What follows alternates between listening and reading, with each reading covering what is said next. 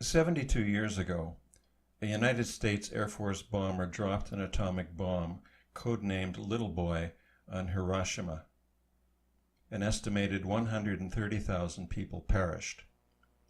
3 days later, on August 9, 1945, 70,000 citizens of Nagasaki were vaporized when the atomic bomb codenamed Fat Man was unleashed. Over the years that followed, many thousands more were disabled or killed by a bewildering array of radiation burns, cancers, and birth defects. The psychological impact on the survivors, their families, and their communities was profound.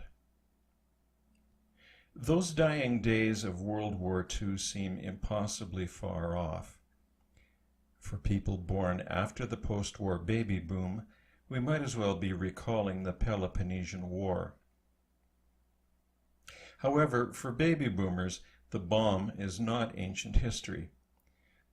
Those of us who grew up in the 50s and 60s have vivid memories of the Cold War and the arms race, the duck and cover drills at school, the Cuban Missile Crisis, strontium-90 raining down and contaminating our food, and so on.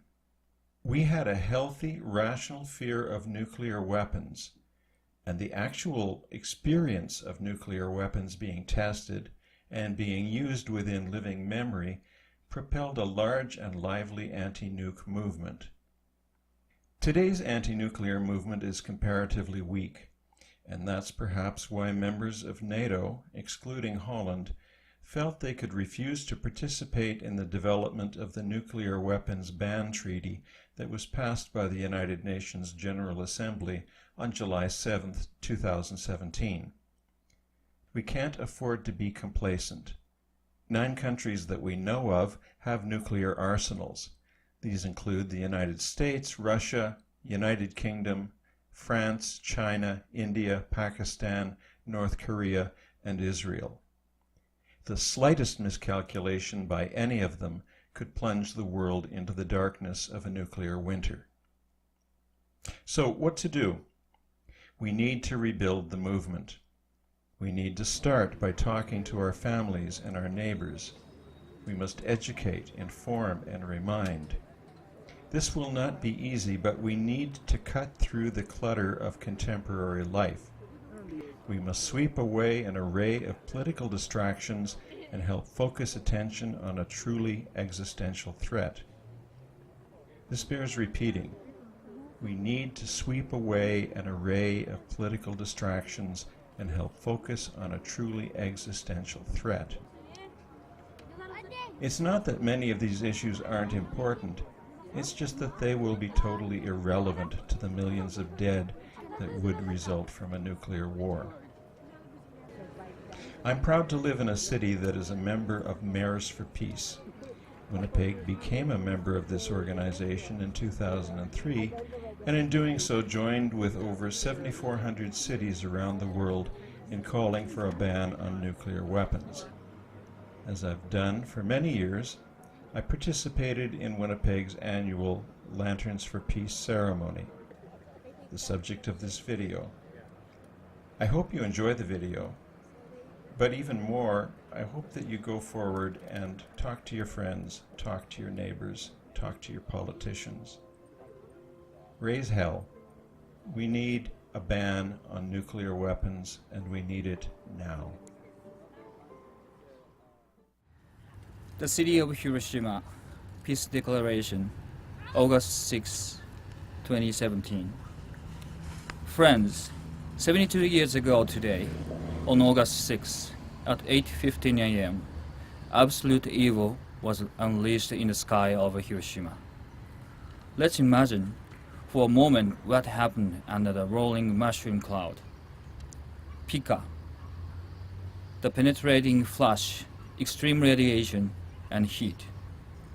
Dawn, the earth-shattering roar and blast.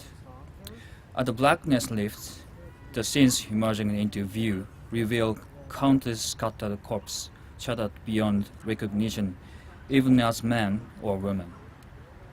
Stepping between the corpses, badly burned, nearly naked figures with blackened faces, stained hair, and tattered, dangling skin wander through spreading flames, looking for water. The rivers in front of you are filled with bodies. The riverbanks so crowded with burned, half-naked victims, you have no place to step. This is truly hell. Under that mushroom cloud, the absolutely evil atomic bomb brought gruesome death to vast numbers of innocent civilians and left these it didn't kill with deep physical and emotional scars, including the after effects of radiation and endless health fears. Giving rise to social discrimination and prejudice, it devastated even the lives of those who managed to survive. This hell is not a thing of our past. As long as nuclear weapons exist and the policymakers threaten their use, their horror could leap into our present at any moment. You could find yourself suffering their cruelty. This is why I ask everyone to listen to the voices of the hibakusha. A man who was 15 years old at the time says, "When I recall the friends and acquaintances I saw dying in those scenes of hell, I can barely endure the pain." Then, appealing to us all, he asks, "To know the blessing of being alive, to treat everyone with compassion, love, and respect, are these not steps toward peace?" Another hibakusha, who was 17 years old, says, "I asked the leaders of the nuclear-armed states to prevent the destruction of this planet by abandoning nuclear deterrence and abolishing immediately all atomic and hydrogen bombs. Then they must work to preserve our irreplaceable Earth to future generations."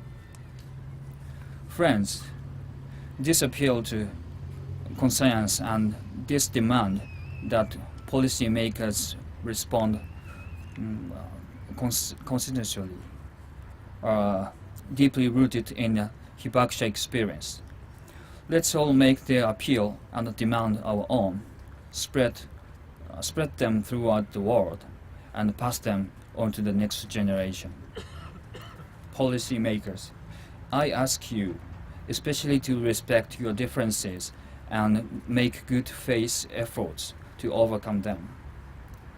To this end, it is vital that you deepen your awareness of the inhumanity of nuclear weapons, consider the perspectives of other countries, and recognize your duty to build a world where all thrive together. Civil society fully understands that nuclear weapons are unless for national security. The dangers involved in controlling nuclear materials are widely understood. Today, a single bomb can wield thousands of times the destructive power of the bombs dropped 72 years ago.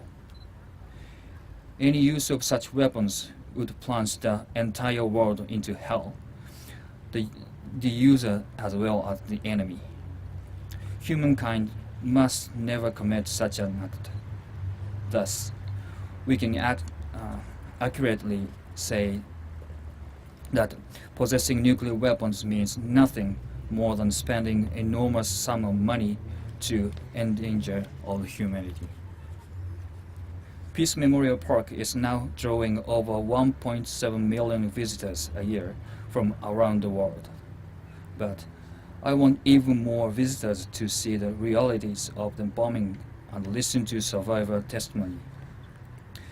I want them to understand what happened under the mushroom cloud, take to heart the survivors' desire to eliminate nuclear weapons and broaden the circle of empathy to the entire world. In particular, I want more youthful visitors, expanding the circle of friendship as ambassador for nuclear abolition. I assure you that Hiroshima will continue to bring people together for these purposes and inspire them to take action. Mayors for Peace, led by Hiroshima, now comprises over 7,400 city members around the world. We work within civil society to create an environment that helps policymakers move beyond national borders to act in good faith and concise for the abolition of nuclear weapons. In July, when 122 United Nations members, not including the nuclear weapon and nuclear umbrella states, adopted the Treaty on the Prohibition of Nuclear Weapons, they demonstrated their unequivocal determination to achieve abolition. Given this development, the government of all countries must now strive to advance further toward a nuclear weapon-free world. The Japanese Constitution states, "We, the Japanese people, please share our national honor to accomplish those high ideals and purposes with all our resources. Therefore, I call especially on the Japanese government to manifest the pacifism in our constitution by doing everything in its power to bridge the gap between the nuclear weapon and the non-nuclear weapon states, thereby facilitating the ratification of the Treaty on the Prohibition of Nuclear Weapons. I further demand more compassionate government assistance to the Hibakusha, whose average age is now over 81 years old, and to the many others also suffering mentally and physically from the effect of radiation, along with explosion of the blood-brain areas. We offer heartfelt prayers for the reports of the atomic bomb victims, and pleased to work with the people of the world to do all in our power to bring lasting peace and free ourselves from the absolute evil. This is nuclear weapons. Matsui Kazuki, Mayor of the City of Hiroshima. Thank you.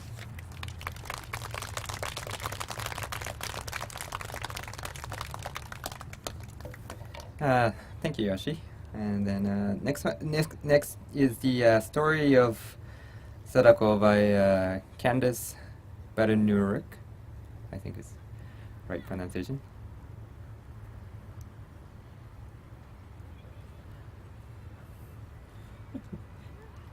You can introduce your name more properly. Sorry, my pronunciation. No worries, yeah,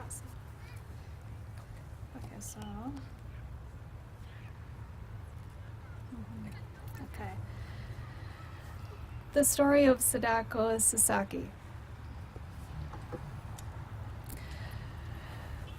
Sadako was 2 years old when the atomic bomb was dropped on Hiroshima.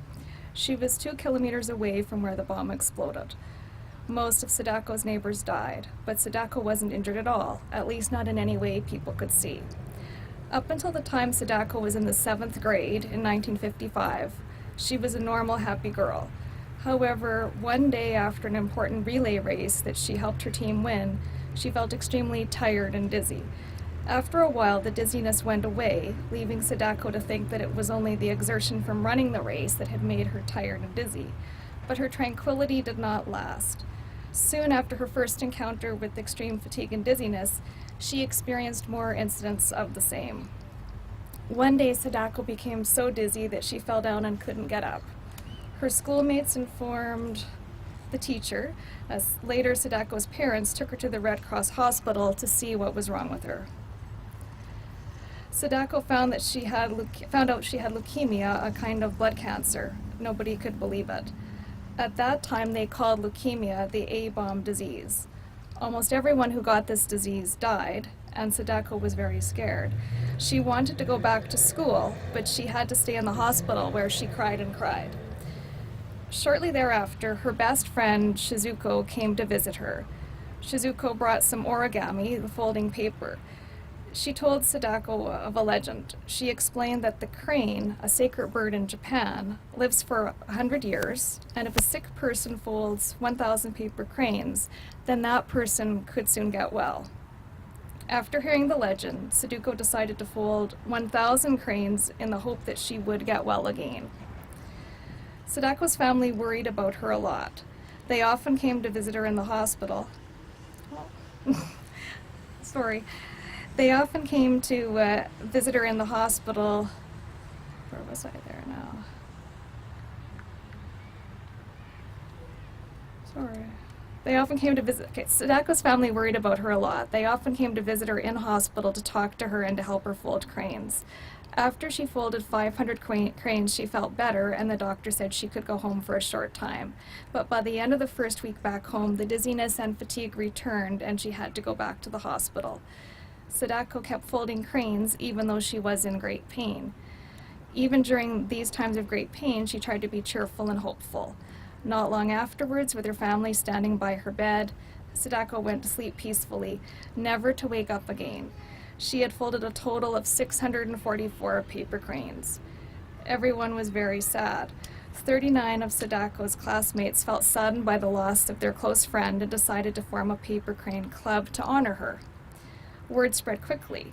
Students from 3,100 schools and from 9 foreign countries gave money to the cause. On May 5, 1958, almost 3 years after Sadako died, enough money was collected to build a monument in her honor, and it is now known as the Children's Peace Monument, and is located in the center of Hiroshima Peace Park, close to the spot where the atomic bomb was dropped. Many of the children who helped make the Children's Monument a reality participated in the ceremony. 3 students, including Sadako's younger brother, Eiji Sasaki, pulled the red and white tape off the statue to symbolize its completion, while Beethoven's 7th Symphony was played. The little bell, contributed by Dr. Yukawa, inscribed with 1,000 paper cranes on the front and Peace on Earth and Heaven on the back, rang out, and the sound carried as far as the A-bomb dome and the memorial cenotaph. Adults who supported the group later formed the Paper Crane Club in June. The original Paper Crane Club disbanded in 1997. Children from all over the world still send folded paper cranes to be placed beneath Sadako's statue. In doing so, they make the same wish, which is engraved on the base of the statue. This is our cry. This is our prayer. Peace in the world. Thank you.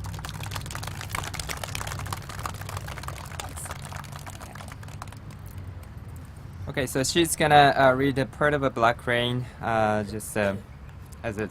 So, go ahead. Okay. Thank you. Oh, you're welcome. So this book was actually written more than 20 years after Hiroshima in 1969. And Black Rain itself is set almost 5 years after the bombing. That's when the story takes place. It's told primarily through recollections and journal entries kept by the main characters. So we have a young woman who is suffering from radiation poisoning, her story, and then the story of her uncle. And when I read this book, I was thinking, it's primarily just the stories of ordinary people, their lives, and how the dropping of this atomic bomb on their city, this obviously completely changed their lives and affected them. Many people are suffering from radiation poisoning, but they are trying to go on with their lives. And it is told from different points of view, which makes the book just really interesting to read, of course. And just as an aside, Julian Simons calls it the most successful book yet written about the greatest single horror inflicted by one group of people upon another. So I'm going to read a passage. So this is from the journal of the uncle in the story. And he's put his journals together. They're going to go into the Hiroshima library. And so this is his diary entry from August 6th when the bomb was dropped. So, August 6th, fair. Every morning until yesterday, the familiar voice on the radio would say, "A squadron of 8 B-29s is proceeding northwards over the sea at a point 120 kilometers to the south of Key Channel." This morning, the broadcast said 1 B-29 is proceeding northward, but we paid little heed since it was the same kind of broadcast as we had been hearing every day, day and night, for so long. We'd become so used to air raid warnings that they bothered us little more than the midday siren had done in the old days. On my way to work, I entered Yokogawa Station as usual to board the Kobe train. The train was about to leave. There was a station official whose face I knew at the ticket barrier, but the platform was empty of passengers. As I jumped onto the deck, I heard a voice say, "Good morning, Mr. Shizuma." Standing beside me on the deck was the woman who owned the Takahashi spinning comb works. "Mr. Shizuma," she said, brushing back a wisp of hair with her fingers, "I shouldn't really ask you in a place like this, but we need your seal on those papers you prepared for us the other day, so..." At a point of 3 meters to the left of the waiting train, I saw a ball of blindingly intense light, and simultaneously I was plunged into total, unseeing darkness. The next instant, the black veil in which I seemed to be enveloped was pierced by cries and screams of pain, shouts of "Get off" and "Let me by," curses and other voices in indescribable confusion. The passengers came pouring out of the car. I was squeezed off the deck and flung onto the tracks on the opposite side from the platform, landing on something soft that seemed to be a woman's body. Another body landed heavily on top of me in turn. More bodies were piled up on either side of me. A cry of pain and rage escaped me, to be echoed in my ear by a similar cry, in a heavy local accent, from a man whose head was jammed against mine. With cries and groans rising all about me, I shook myself free of those lying on me and struggled to my feet. I pushed out with all my strength, thrusting others out of the way, until I finally found myself being buffeted from behind against something hard. Recognizing it as the edge of the platform, I elbowed out of the way and clambered up onto it. Here, the cries of pain outnumbered those of alarm and anger. My eyes shut, my body wedged in a wave of humanity, I took one, then another step forward and found myself up against something hard again. Realizing it was a pillar, I clung to it, scarcely aware of what I was doing. I wrapped my arms about it tightly, but still I was torn and buffeted mercilessly. Pushed to the right, thrust back immediately to the left, many times I came close to being torn loose. Each time my arms were squashed, my body and chin ground against the pillar till it seemed that my shoulders must give way with the pain. I knew I had only to let go and join the wave of humanity, yet every time the wave beat against me, I clung desperately to the pillar so as not to be swept away. The first opinion I had was that the B-29 had dropped a poison bomb that blinded one's eyes, and that the train had been the direct target. Eventually, quiet descended around me. Slowly and fearfully, I tried opening my eyes. Everything within my field of vision seemed to be obscured with a light brown haze, and a white chalky powder was falling from the sky. Not a soul was in sight on the platform. Thank you.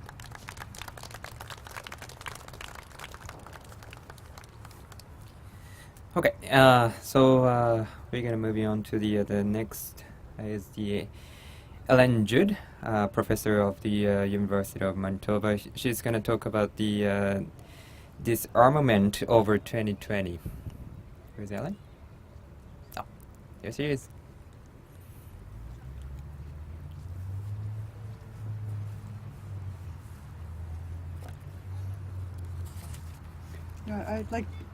I'd like to begin by thanking Candice for her powerful readings. They tell us why we're here today. I was asked to say a few words comparing the destruction of Hiroshima and Nagasaki with the destructive capacity of today's nuclear weapons and what this means for disarmament today. And I'll begin with a little bit of an overview. This year we've arrived at 72 years in which nuclear weapons have not been used in war. And as we contemplate what has happened, it's perhaps wise for us to think about how much of a success this has been, because it may not feel like a success. Sometimes we have to work to recognize the importance of things that have not happened. And it is quite remarkable that we have managed to stop this from happening again. This is something that should not be underestimated, and it is a strength of the disarmament movement, which needs to be strong, as there's still a great deal of work to do. To end the testing and creation of nuclear weapons, to remove the weapons and the threat of using them from our shared world, and to eliminate the weapons themselves, and finally. As we look at the current state of the nuclear arms race and of nuclear disarmament, I'd like to draw your attention to two dimensions of this. One is the material existence and use of the nuclear weapons themselves, which are a clear measure of where we stand today. And also to look at the knowledge systems, the software, if you like, in contrast with the hardware. The science and technology systems, the control and communication systems, and the systems of policy and decision-making that determine how knowledge will be used to destroy or to protect and to build a safe and just world. To start with what has already happened in 1945. What happened on this day, 72 years ago, was that a 5-kiloton uranium-based nuclear bomb was dropped over Hiroshima. 3 days later, a slightly larger plutonium-based bomb was dropped over Nagasaki. This was the deployment of breakthrough 20th century science and an exceptional mobilization of resources for what was a test of these two forms of nuclear weapons on human beings, on civilians and sizable cities on the other side of the world, as World War II was already coming to a close. The result was over 210,000 deaths then and by the end of 1945, with more deaths and illness to follow.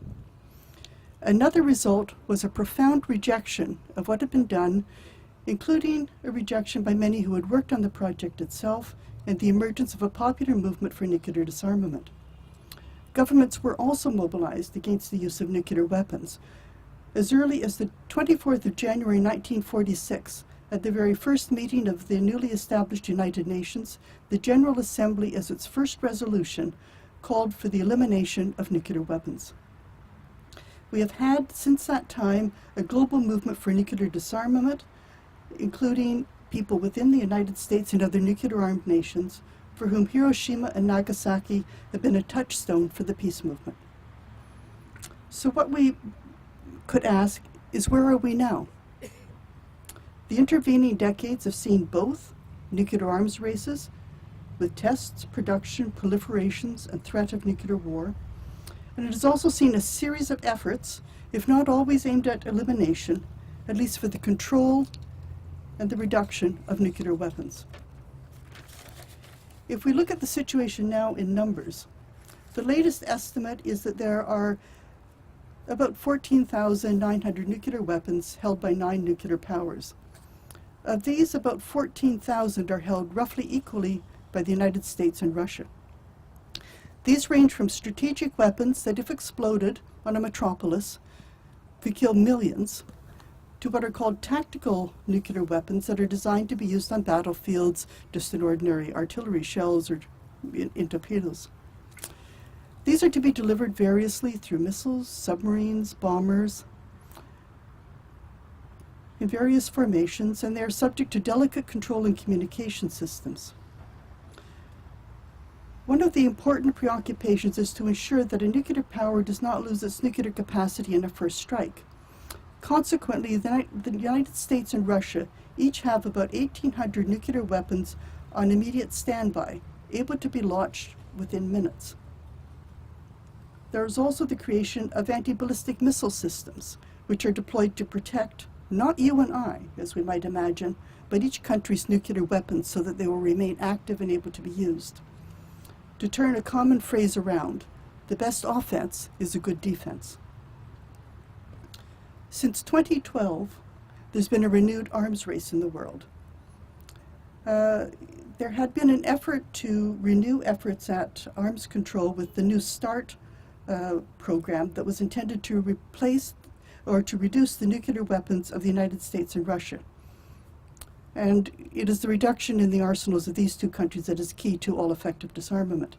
It was signed in 2010, in effect from 2011, but it faltered almost immediately in 2012 with the series of controversies and deterioration of bilateral relations between the United States and Russia. This included a wide number of problems not directly related to nuclear war. Problems began with Russian concerns that the United States had interfered in its legislative elections in 2011. It moved on through issues in Eastern Europe and in the Middle East. Disarmament disappeared from the agenda of the nuclear powers, and all 9 are now modernizing their nuclear arsenals. If we look at the major countries, the latest word from the Pentagon for the United States is that they are planning to spend $1.2 trillion over the next 20 to 30 years for the complete overhaul of all aspects of its nuclear weapons, delivery systems, and command and control systems. The goal is reported to be creating a first strike capacity. That is the ability to successfully wage a nuclear war by taking out the nuclear capacity of an enemy in a surprise first strike. Russia has since 1912 been replacing the previous Soviet arsenal and is modernizing every aspect of its own nuclear weapons capacity with the goal of maintaining parity with the United States in both weapons and delivery systems. All of the other nuclear powers are also modernizing in order to maintain their competitive advantage with each other. If we turn to look at disarmament, there's been an immediate response to the renewed arms race by people around the world. The disarmament movement has continued unabated, but with the change, which is a response from non-nuclear countries that are dissatisfied with the failure of the nuclear powers to pursue the elimination of nuclear weapons. All of the nuclear powers were actually legally bound by the Non-Proliferation Treaty to pursue the elimination of nuclear weapons, and they're in violation of their own commitments. The non-nuclear states have mobilized at a series of conferences on the humanitarian impact of nuclear weapons beginning in 2013. That is almost immediately upon the renewal of the latest nuclear arms race. And they held these conferences in 2013, 14, and 15 in Norway, Mexico, and Austria. And this process has led to worldwide negotiations and ultimately this year to the Treaty on the Prohibition of Nuclear Weapons that was agreed and declared on the 7th of July this year. There are 122 countries voted in favor of it, and it will be open for signature on the 20th of September in New York, the day before International Peace Day. The process of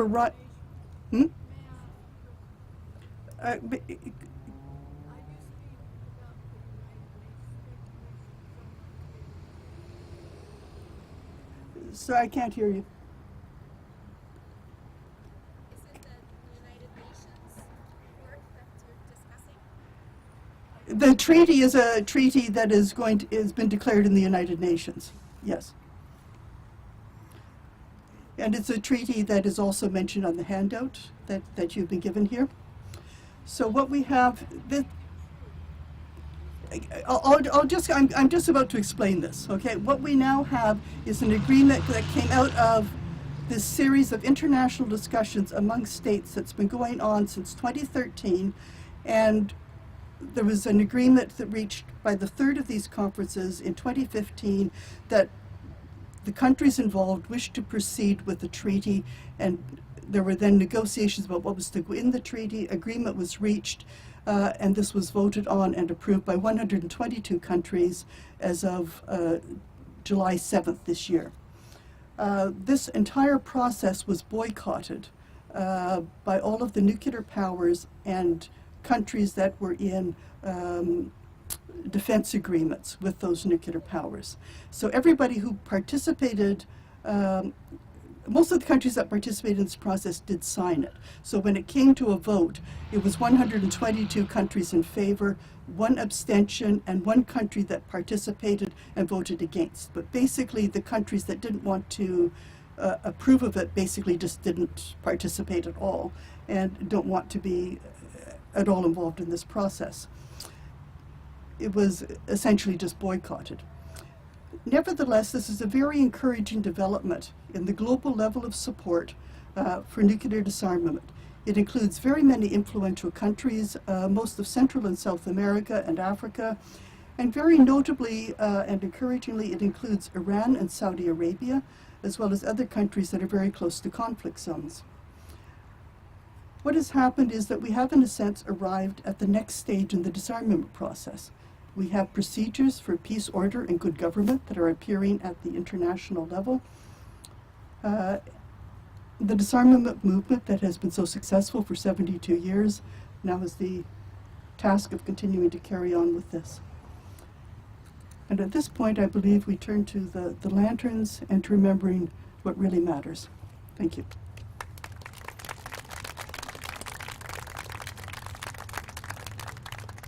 Thank you, Ellen. So this is it about this more like educational part, and then we're gonna moving on to the lantern launch. You know, actually Ellen gave us a really important message that what's the difference between the 72 years ago and in the current situation. Is in current situation is even really worse, and we have to really remind that the peace is very important. So it's not the number of the nuclear weapons or anything, because just one nuclear missile launched and then it's dropped in somewhere else and millions of people dies, and then we have to avoid that situation. So that's the most important thing, and we have to share to the you know, like millions of people. It's just a share using any kind of a tool and any kind of the social media, whatever. We have to share this the importance and why we have to keep the peace. So I just wanted to introduce the why lantern is significant to the Japanese or the East Asia and in Southeast Asia, is that the first of all, the candle has the small candle fire has the sort of like represents the soil of the human being who passed away, or the ancestral people of the soil and soul, sorry. And then the launch to the water is the usually launch into the river, and then a river is the long time ago people actually believed that the river goes into the heaven, so you can actually send a message to the people who died in the past. So when you launch the lantern, please remind us, you know, like pray for the peace, and pray for the people who dies because of those who, you know, people who died unnecessarily because of war or whatever, you know, like you can pray for your family, your ancestry who passed away in a war, or you passed away in a recent just because of the illness or anything. Just this is the most important part, is you launch the lantern with your pray.